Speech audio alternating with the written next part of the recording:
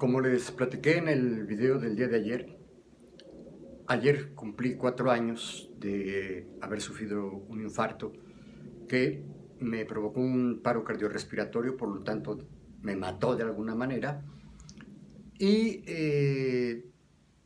afortunadamente los médicos que me atendieron en el hospital Adolfo López Mateos del ISSSTE en la Ciudad de México lograron pues reanimarme, reanimar los latidos, reanudar mi respiración.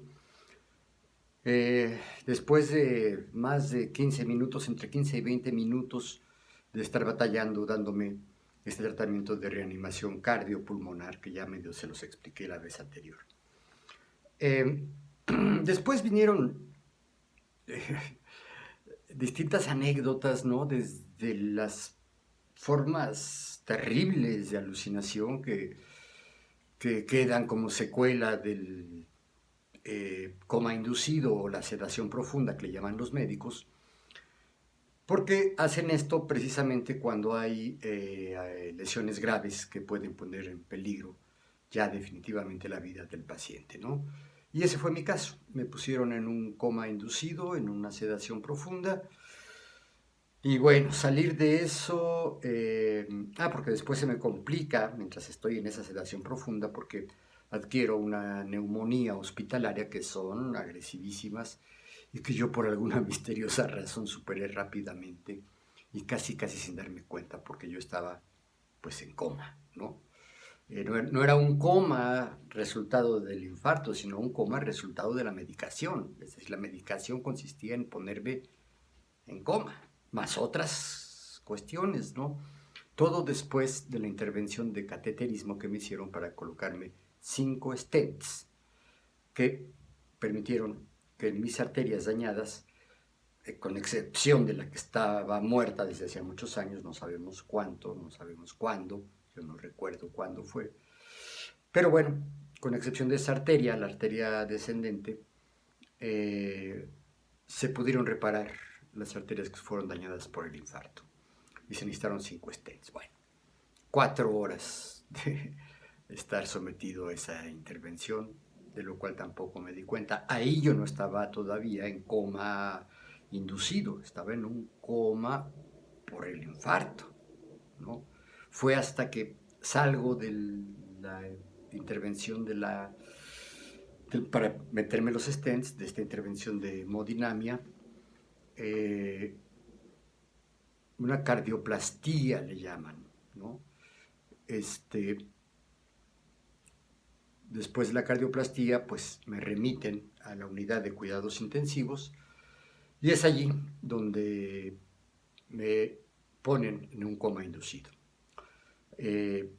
Estoy seguro de que muchas de las cosas que vi y que desde entonces era consciente de que eso no podía existir, pero todavía tenía yo muchas dudas. En fin, las alucinaciones se las platicaré en otro video porque hoy quiero leerles un escrito que hice. Es breve, un breve escrito que hice a los pocos días de haber salido del hospital. A mí me dieron de alta el 3 de mayo, ¿no? El Día de la Santa Cruz, que en México se celebra el Día de los Albañiles, de los trabajadores de la construcción. Y generalmente es un día en que los albañiles pues echan cohetes, festejan, hay fiesta, brindis por todos lados donde haya construcciones. Entonces cuando yo salí decía, uy, qué padre, ¿no? Y me lo decía en broma porque estaba consciente de que era el Día de la Santa Cruz, es decir, el Día de los Albañiles, 3 de mayo. Y sabía yo que los cohetes pues no eran para festejar mi salida del hospital, sino para festejar el Día de los Constructores, de los maestros que construyen, ¿no? Pero bueno, yo pues siempre he tratado de hacer bromas y chistes. A algunos les caen muy mal, a otros les caen bastante bien, pero bueno, no lo puedo evitar. Semanas después de eso, yo hice este escrito, que insisto es un escrito breve, son 3 cuartillas, 3 páginas, donde doy cuenta sobre todo de cómo es que llego al coma, ¿no? no digo más, se los leo. Esto se iba a llamar El Resurrecto. Si me animo a terminar de escribir los recuerdos de este incidente en un texto más amplio, será la idea, hacer una especie de novela o de cuento largo, pero finalmente la inspiración no me dio. Y se iba a llamar El Resurrecto, ¿no? Porque el Resurrecto, también ya se los platiqué, en el mismo hospital los médicos, los enfermeros, las enfermeras, médicos y médicas, enfermeras y enfermeros, me decían el renacido. Y a mí no me gustaba que me dijeran el renacido, por dos razones básicamente. Uno, porque era una reminiscencia de la película que protagonizó Leonardo DiCaprio, de unas aventuras de un hombre supongo que en el norte de Canadá o en Alaska, ¿no?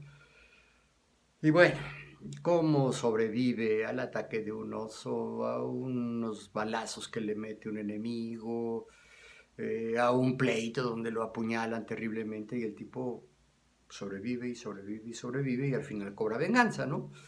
Y la película en español, en México, le pusieron El Renacido.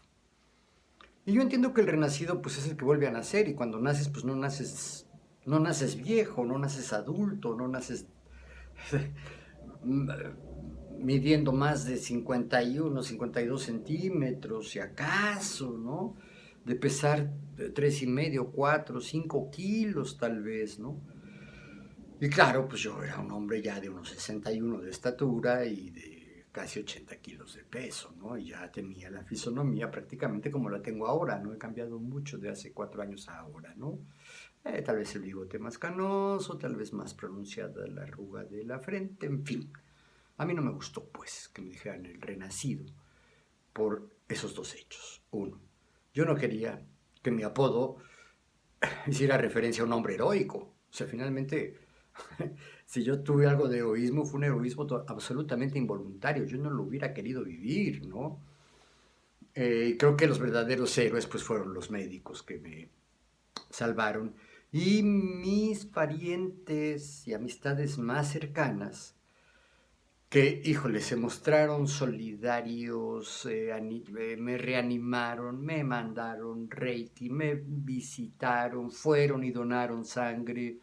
Incluso esto fue un poco escandaloso porque, pues creo que pedían 12 donadores y al final de cuentas llegaron casi 50 a donar. No todos fueron aceptados, pero sí fue una cosa inusitada, según le dijeron a mi mujer, que yo tuve quién sabe qué cantidad de donadores, ¿no?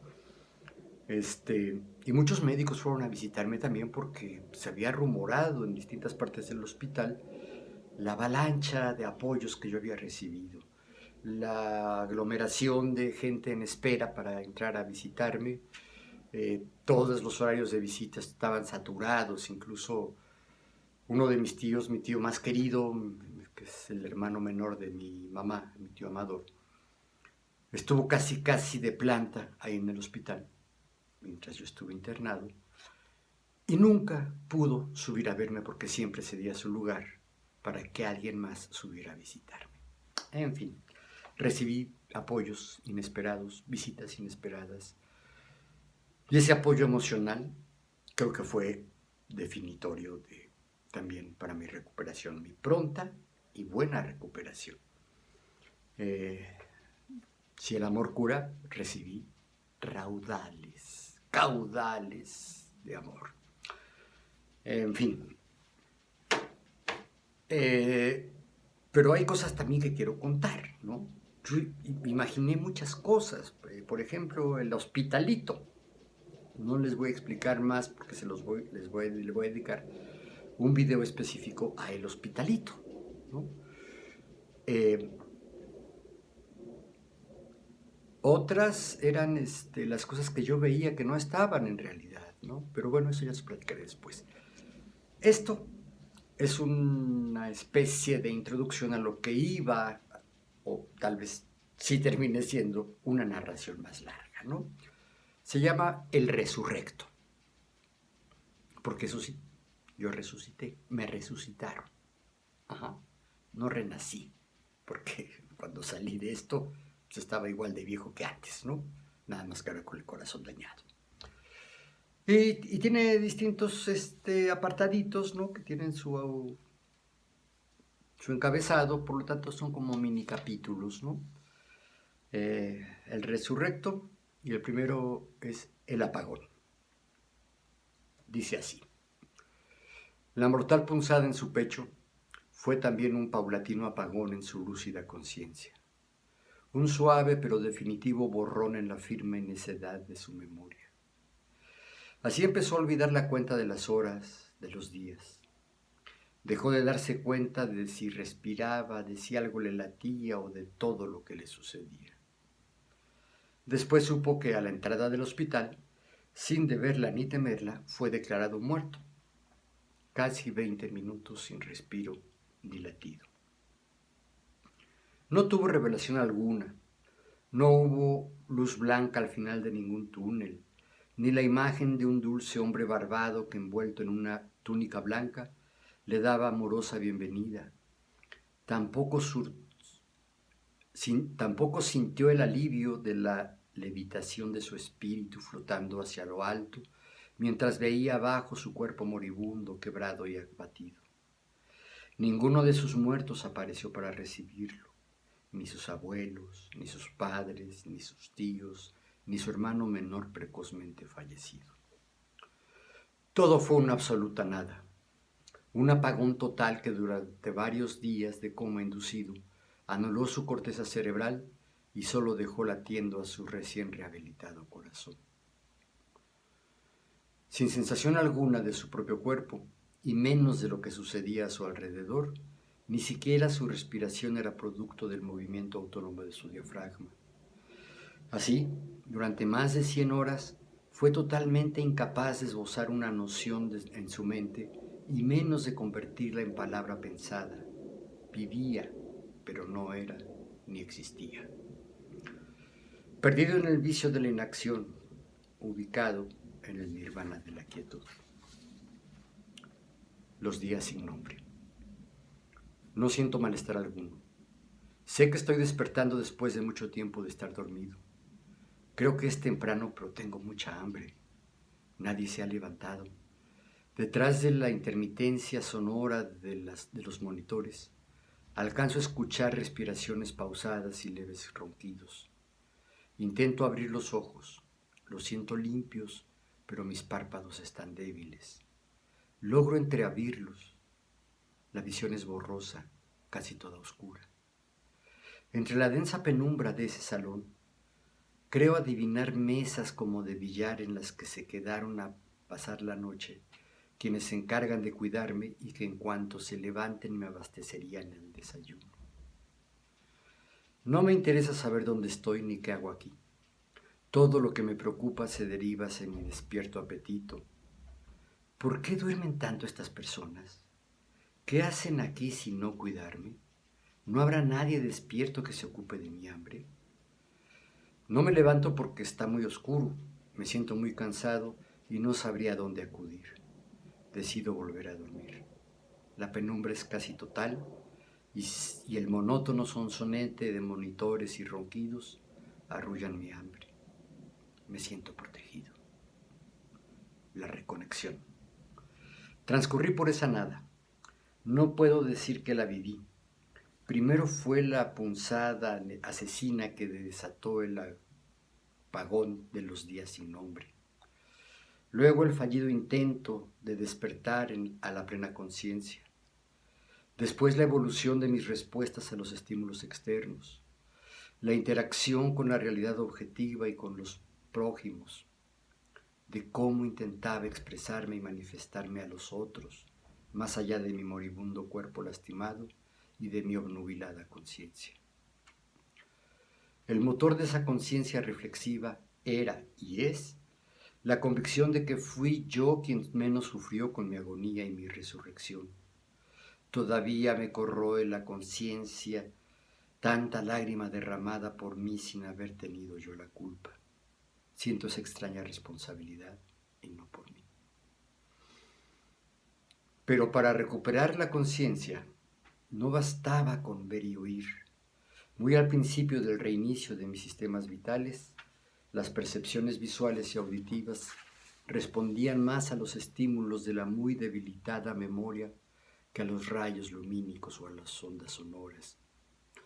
Después del trauma, la interpretación de lo que veía y oía solo podía haberla hecha de acuerdo a los códigos que le daban sentido a mi vida previa, esa que había sido cercenada por el estrangulamiento de mis arterias coronarias, la misma que estaba en una especie de animación suspendida para liberar al organismo del sufrimiento necesariamente mortal que acarrearía el infarto.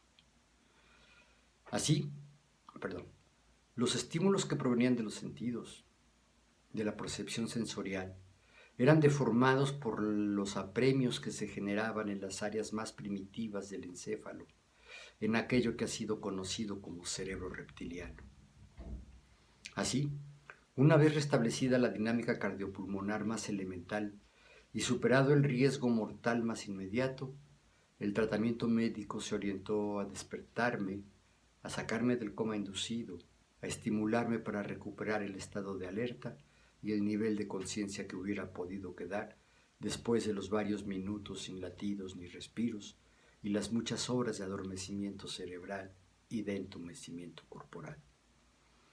Con base en lo que me cuentan, la plena conexión de mi conciencia con la realidad objetiva se inició a través de los torpes y bruscos estímulos del personal médico que, además de introducir en mi recién rehabilitada circulación sanguínea los medicamentos idóneos para contrarrestar la profunda sedación que me habían inducido, se limitaban a gritar mi nombre a altísimo volumen y a incitarme a la vigilia. Pero yo no hacía caso. A lo que sí reaccioné fue a la cariñosa incitación de algunos de mis seres más queridos. Y hasta aquí quedó este texto. Como ven, en la cronología de mi estancia en el hospital, este texto no rebasa mi estancia en la unidad, en la sala de cuidados intensivos, que es donde están los pacientes más graves. Yo estuve ahí una semana, a la semana me mandan a terapia intermedia y ahí vuelvo a tener montones de vivencias y alucines, pero estos se los voy a platicar en otro u otros videos. Por lo pronto, esto es lo que les quería leer. Muchos de ustedes ya lo habrán leído porque lo he publicado en el Facebook sobre todo, y creo que por ahí pegué algún enlace en el Twitter. En fin, esto es todo lo que les quería leer. Sigo celebrando mi resurrección. Hace 4 años, al día siguiente de mi infarto, al día siguiente de la cardioplastia que me hicieron, cardioplastia coronaria, yo estaba así, inconsciente, sin ninguna visión.